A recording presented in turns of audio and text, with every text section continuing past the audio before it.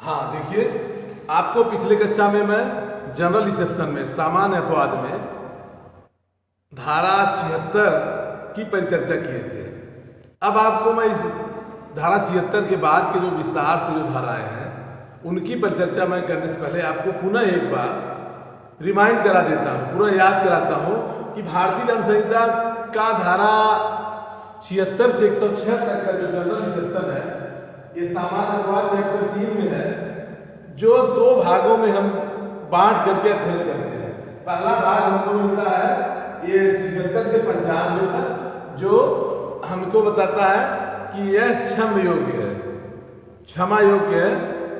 क्षम से तात्पर्य है कि एक्सक्यूजेज है, ये क्षमा योग्य है। दूसरा भाग जो हमको बताता है ये है 76 से 106 तक, ये है जस्टिफाइड है, जस्टिफाइड है। जस्टिफाइड से तात्पर्य है न्याय संगत है, अर्थात कोई भी अपराध करता है, कोई व्यक्ति अपराध करता है, अपने अपराध को इसलिए वह छूट चाहता है, इसलिए एग्जेम्प्टेड चाहता है, इसलिए अपराध से बरी चाहता है कि वह जो है अपने अपराध को सामान्य अपवादों के अंतर्गत लाना चाहता है। अर्थात सामान्य अपवाद से तात्पर्य, जनरल रिसेप्शन की धाराओं से तात्पर्य, साधारण अपवाद से तात्पर्य, साधारण अपवाद से तात्पर्य, साधारण अपवाद से तात्पर्य है भारतीय दंड संहिता में उन विधानों का उल्लेख किया गया है कि कोई व्यक्ति अपराध करता है तो उसका निम्न कंडीशन में उसको उस अपराध के लिए अपराध नहीं माना जाता। पहला कंडीशन आपको क्या मिलेगा, जैसे आप ध्यान दीजिए, पहला कंडीशन आपको मिलेगा, मान लीजिए कि आप ऐसे कह सकते हैं कि दुराशय का अभाव है। जैसे पहले कंडीशन में आपको 76 से 95 तक मेंसीरिया का इस धारा के अंतर्गत अपराधी को या उस अपराध में व्यक्ति को एग्जेम्प्टेड करने के लिए, बरी करने के लिए, छूट देने के लिए मेंसीरिया का अभाव है, दुराशय का अभाव है, दुराशय नहीं है। जैसा कि आप अब हम आपको बताना ये चाहते हैं कि जैसे ये धारा 76 से 95 का लाभ लेने के लिए इससे अपराध की आप बात करते हैं तो अपराध के सीधे है कि अपराध के 4 आवश्यक तत्व होते हैं। मानव द्वारा गलत आशय से कोई अपराधी कार्य किया जाएगा तो क्षति हो जाएगा, कोई अपराधी कार्य किया जाएगा जिससे क्षति हो तो अपराध हो जाएगा। अर्थात अपराध के 4 आवश्यक तत्व बताए गए हैं, मानव, दुराशय, कार्य और क्षति। तो धारा 76 से 95 तक इन चारों जो अपराध के आवश्यक तत्व हैं, इन तत्वों में से किसी न किसी तत्व का किसी न किसी तत्व का एब्सेंस रहता है, मतलब वह तत्व जो है नहीं रहता। जैसे मानव के अंतर्गत जैसे बालक आएगा, सेक्शन 82, सेक्शन 83, सेक्शन 84 भी है, इस तरह के हैं।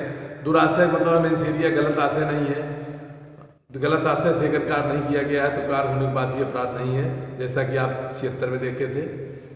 और इस तरह से दुराशय हो गया, आपराधिक कार्य हो गया, क्षति हो गया।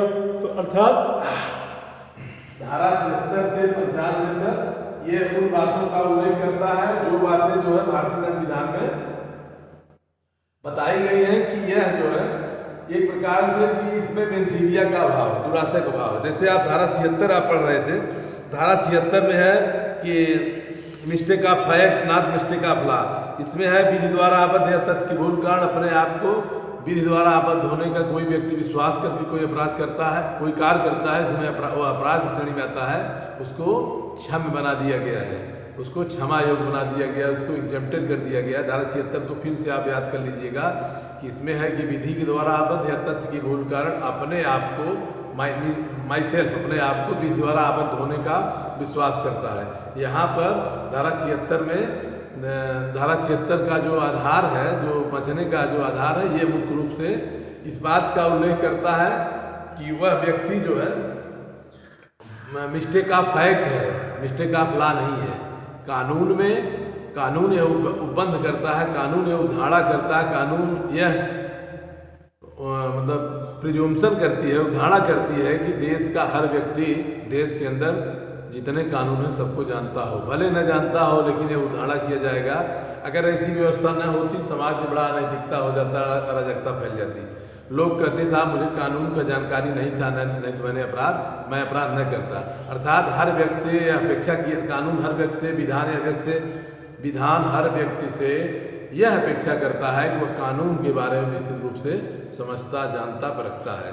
अर्थात मतलब कानून में आपराधिक विधि है या अन्य किसी कानून में आप जैसे कॉन्ट्रैक्ट देखेंगे और कानून देखेंगे तो हर जगह आपको एक ही चीज़ मिलेगा कि अपराध में, आपराधिक विधि में, आपराधिक कृत्य में या किसी कानून उल्लंघन में तथ्य की भूल क्षम्य होती है, विधि की भूल क्षम्य नहीं होती है। तथ्य की भूल क्षम्य होती है, विधि की भूल क्षम्य नहीं होती है। किसी भी कानून में आप देखेंगे उसके लिए एक सूत्र बताया गया है, इग्नोरेंटिया फैक्टी इस्क्यूसेट इग्नोरेंसिया जूरिस नॉन इस्क्यूसेट। तथ्य की भूल क्षम्य है, विधि की भूल क्षम्य नहीं है। कानून का एक बंध है इग्नोरेंटिया, लैटिन शब्द का एक सूत्र है जो है इग्नोरेंटिया फैक्टी इस्क्यूसेट इग्नोरेंटिया जूरिस नॉन इस्क्यूसेट। इस्क्यूसेट मतलब है इस्क्यूज करना, इस्क्यूज में क्षमा करना, माने कानून में तथ्य की भूल को क्षमा बनाया गया है लेकिन विधि की भूल को क्षमा नहीं बनाया गया है। इसी का हवाला आप दे करके भारतीय दंड संहिता की धारा 76 को, इसके दो दृष्टांत जो बताए गए हैं, दोनों दृष्टांत को आप अच्छी तरह से आप जानते हैं। तो बताए थे हम विधि के समादेश के अनुवर्तन में एक अपने वरिष्ठ ऑफिसर के आदेश से एक सैनिक भीड़ पर गोली चलाता है, वो सैनिक कोई अपराध नहीं करता है। क्यों कि वह जो है कि अपने सुपीरियर के आदेश का पालन करता है, उसको यह पता है कि मैं जो कार्य कर रहा हूँ विधि द्वारा आबद्ध किया गया, मेरी ड्यूटी है, मुझे करना है। दूसरे दृष्टांत में था न्यायालय का ऑफिसर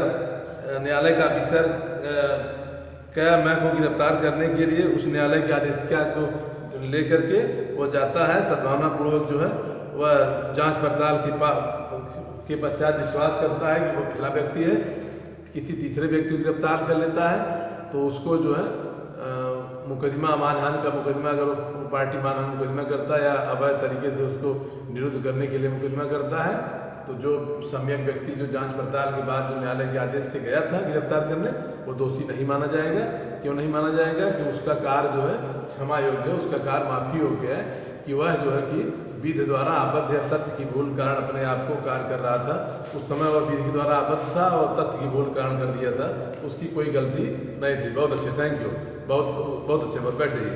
उसकी कोई गलती नहीं थी। क्यों नहीं गलती थी कि वह जो है कि अपने सुपीरियर के आदेश का पालन कर रहा है। कानून में विधान है कि मतलब कोई व्यक्ति विधि द्वारा आबद्ध होते हुए अगर कार्य करता है तो वह जिम्मेदार नहीं है, उसका सुपीरियर जिम्मेदार होगा, उसको कहते हैं रिस्पॉन्डेंट सुपीरियर। सेक्शन 76 आप खत्म होगा। सेक्शन 77 आज आप हम शुरू करते हैं। सेक्शन 77 कहता है न्यायिक कार्य करते हुए न्यायाधीश का कार्य अपराध नहीं है। न्यायिक कार्य करते हुए न्यायाधीश का कार्य अपराध नहीं है। एक्ट ऑफ जजेज अगेंस्ट द जुडिशरी, न्यायिक कार्य करते हुए न्यायाधीश का कार्य अपराध नहीं है। जज साहब को धारा 77 के तहत उनको लाभ दिया जाता है। न्यायिक कार्य करते, ध्यान दीजिए कि जज साहब जजमेंट देते हैं, निर्णय देते हैं, वह जो है कि एक विधान है, विधान तहत देते हैं। उसमें ये व्यवस्था है कि न्यायिक कार्य करते हुए न्यायाधीश कार्य अपराध नहीं है। उसका कारण यह है कि अगर ऐसा न हो तो न्यायपालिका को भी जो है लोग जो है नहीं छोड़ेंगे। अर्थात जज साहब अगर फैसला देंगे तो वहाँ भी जो है जाति भावना, धार्मिक भावना से जोड़ करके जज साहब के ऊपर भी जो है एक प्रकार से आप कहेंगे कि उनके ऊपर भी टीका टिप्पणी करेंगे। लेकिन अब कानून का भी विधान है। अब कंटेम्प्ट ऑफ कोर्ट एक बना है, न्यायालय अवमान बना है, 1971 कानून है, जिसमें ये व्यवस्था है कि अगर आप न्यायालय के अवमान करते हैं, कंटेम्प्ट ऑफ कोर्ट करते हैं, न्यायालय की अवहेलना करते हैं, तब भी आपको दंड की बात है। न्यायालय अवमान आपको वहाँ दो तरीके होता है, सिविल अवमान, क्रिमिनल अवमान।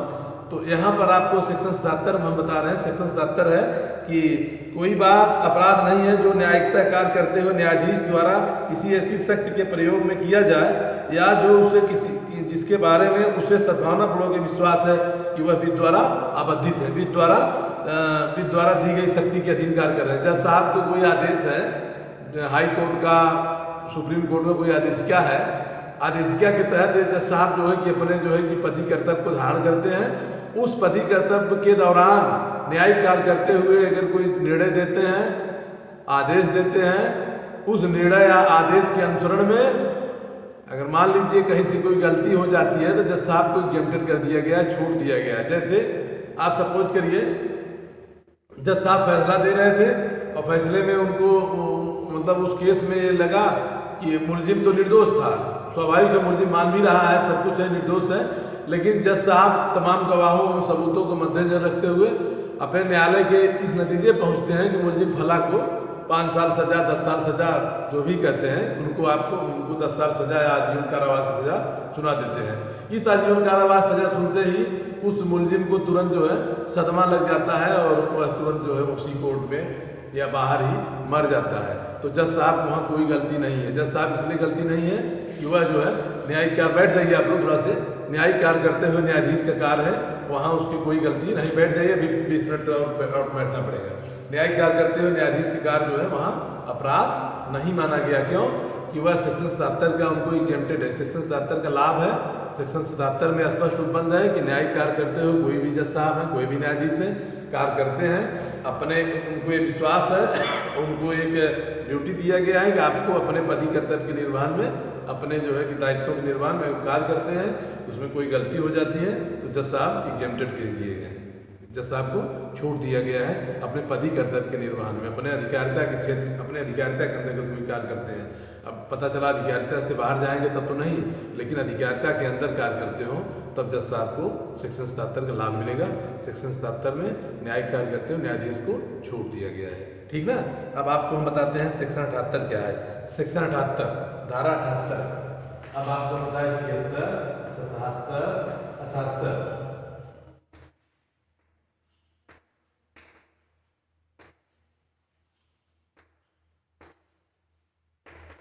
आपको यहाँ मिसरी का फैक्ट है, मिसरी है, यहाँ जो है कि बाउंड बाई कोर्ट है। अब आप देखिए सेक्शन 78 कहता है न्यायालय के निर्णय, सेक्शन 78 में है act done by person by judgment order or court decree, court order decree और के अधीन अगर कोई कार्य करता है तो उसका दोष नहीं है। Act done by judgment order or decree.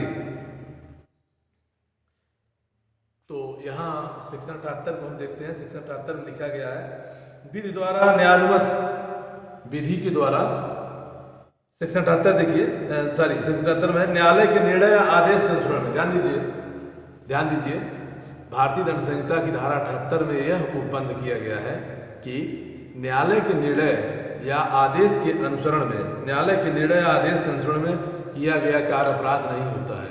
मतलब धारा 78 ये कहती है कि न्यायालय के निर्णय या आदेश के अनुसरण में कोई, न्यायालय के निर्णय या आदेश के, न्यायालय के आदेश के अनुसरण में कोई कार्य किया जाएगा तो उस कार्य भले कोई गलती हो जाए लेकिन उसको अपराध नहीं माना जाएगा। न्यायालय के निर्णय से कर रहा है, न्यायालय का आदेश कर रहा है, न्यायालय के निर्णय आदेश के अनुसरण किया गया कार्य अपराध नहीं होता है। धारा 78 का वर्डिंग है कोई बात जो न्यायालय के निर्णय आदेश के अनुसरण में किया जाए या उसे आदिष्ट करने के लिए उस न्यायालय का आदेश के प्रवृत्त रहते हुए किया जा रहा है, अपराध नहीं है, चाहे वह न्यायालय का निर्णय या आदेश देने की अधिकारिता थी या नहीं थी, परंतु यह जबकि वह कार्य करने वाला व्यक्ति सद्भावनापूर्वक विश्वास करता है कि न्यायालय के पास इसी आदेश देने का अधिकार था। अर्थात धारा 78 न्यायिक कर्मचारियों को छूट देता है, 77 न्यायालय को, जज को छूट देता है, 78 न्यायिक कर्मचारियों को। न्यायिक कर्मचारियों से तात्पर्य है कि न्यायालय के निर्णय या आदेश, बैठ जाइए क्या बात बताऊँ, न्यायालय के निर्णय या आदेश के अनुसरण में, न्यायालय के निर्णय या आदेश के अनुसरण में किया गया कार्य अपराध नहीं होगा। उसके पीछे कारण क्या होगा? उसके पीछे कारण ये कही है आपको कि उसका कारण, मेन कारण ये है न्यायालय के निर्णय आदेश के अनुसरण में कि जैसे न्यायालय का सम्मान है, न्यायालय ने जो आदेश दिया उस आदेश का पालन न्यायालय का अधीनस्थ कर्मचारी कर रहा है और उसको इस बात का पता है, उस बात की अधिकारिता है कि जज साहब ने जो कहा, न्यायालय ने जो कहा वो सही है, भले ही न्यायालय की अधिकारिता न हो, भले ही वह जो आर्डर दिया गया, जो उसके जो जजमेंट दिया गया है वह न्यायालय के जुरिडिक्शन नहीं आता, लेकिन उससे उस कर्मचारी से मतलब नहीं है। वह कर्मचारी जो है, वह पब्लिक सर्वेंट जो है, न्यायालय के निर्णय आदेश के अनुसरण में कोई वह कार्य कर रहा है, इसलिए उसकी कोई गलती नहीं है, उसको वह कर रहा है। बाद में पता चला कि भले उस निर्णय न्यायालय का आदेश नहीं था, लेकिन वह कर रहा है तो उसकी कोई गलती नहीं होगी। न्यायालय के निर्णय आदेश हो गया कि रास्ते में जो अवैध अतिक्रमण है उसको तुरंत हटा दिया जाए। अब जो गया बुलडोजर मशीन लेकर के उसको सब जो है हटा कर गिरा दिया, तो वहाँ उसकी कोई गलती नहीं है। क्यों? वो सद्भावनापूर्वक विश्वास कर रहा है कि जज साहब का जो आदेश है, न्यायालय का जो आदेश है, कोर्ट का जो आदेश है, मैं उसका पालन कर रहा हूँ, उसकी कोई गलती नहीं है। उसको एग्जेम्प्टेड कहाँ मिलेगा? घर गिरा देगा, 435 मुकदमा हो जाएगा। लेकिन यहाँ पर क्या है, घर गिरा दिया, मकान उसका गिरा दिया, उसकी कोई गलती नहीं। क्यों? ये अधीनस्थ वो है, वो सुपीरियर का आदेश है, बड़े अधिकारी का आदेश के निर्णय, मतलब न्यायालय के निर्णय आदेश के अनुसरण में कार्य कर रहा है, इसमें कोई गलती नहीं है। 79 देखिए, 79 एक सेक्शन और देखिए, विधि द्वारा न्यायानुमत। ध्यान दीजिए 76 और 79 में दो अंतर है, मात्र दो अंतर। ध्यान दीजिए 79 कहता है विधि द्वारा न्यायानुमत या तथ्य की भूल कारण अपने आप को विधि द्वारा न्यायानुमत होने के विश्वास में करने वाले व्यक्ति द्वारा किया गया कार्य अपराध नहीं है। 76 कहता है विधि द्वारा आबद्ध या तथ्य की भूल कारण अपने आप विधि द्वारा आबद्ध होने का विश्वास करता है। ध्यान दीजिए 76 में है धारा 76 में है कि बाउंड बाई लॉ। 79 में है बाउंड बाई, इसमें जो है आपको ऐसे समझ लेना है कि यह दोनों धाराएं इस बात को उद्देश्य करती है कि बाउंड बाय लॉ है, यहाँ जस्टिफाइड बाय लॉ है। यहाँ जो है 79 में जस्टिफाइड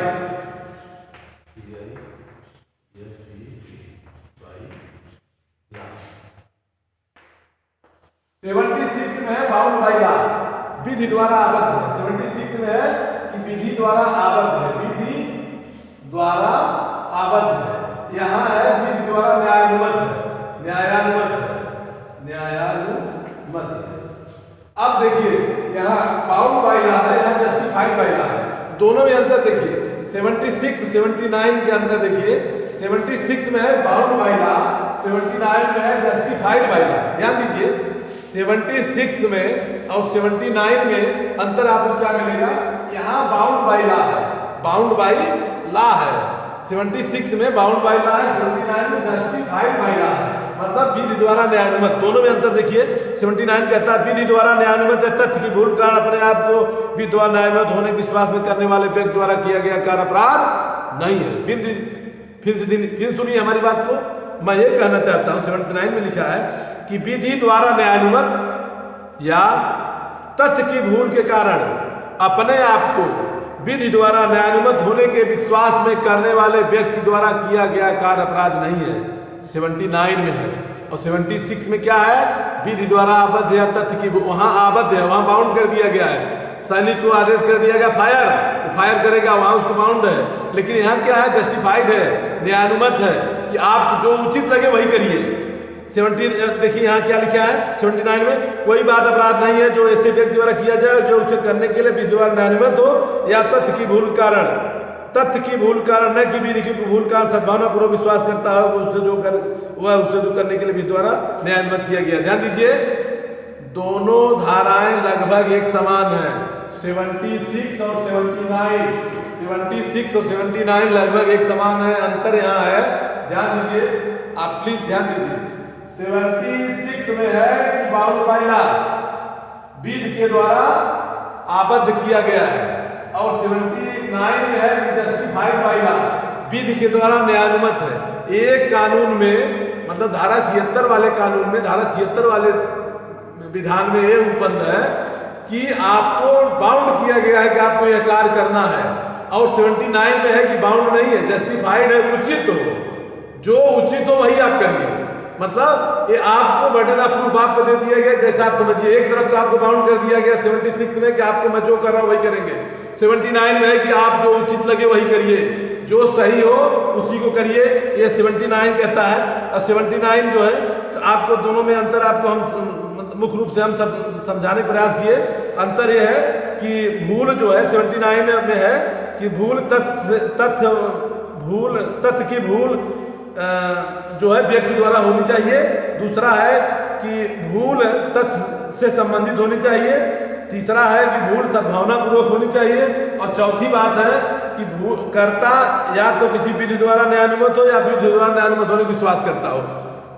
79 का लाभ लेने के लिए 4 बातें आवश्यक है। पहला है किसी व्यक्ति द्वारा किया गया हो, दूसरा है कि भूल जो है सद्भावनापूर्वक किया गया हो, तथ्य की भूल हो, और मतलब कर्ता को इस बात का ज्ञान हो कि वह विधि द्वारा न्यायानुमत है, अब अपने को विश्वास करता है कि मैं विधि द्वारा न्यायानुमत हूँ। ठीक, तो अब 79 और 76 में दोनों में अंतर आपको बस एक का जानना है। 76 79 लगभग एक है, 1 मिनट, 76 79 एक है, दोनों में अंतर सीधे है कि 76 में विधि द्वारा बाध्य कर दिएगा आपको ये करना है, और 79 में है कि आपको जस्टिफाइड है, आप स्वयं इसका निर्णय करेंगे, जस्टिफाइड करेंगे कि आपको क्या करना है। मतलब आप एक कानून में 76 में आपको बाउंड कर दिया गया, 79 में आपको न्याय संगतता दिया गया। दोनों बहुत अच्छी चीजें हैं, दोनों आपको परीक्षा पूछ जाएंगी। ध्यान दीजिए, आपको इस पेपर को तैयार करना है, आपको दोनों सेक्शन को कायदे से आप पढ़ लीजिए और आप मेहनत करिए। बहुत बहुत धन्यवाद आपको।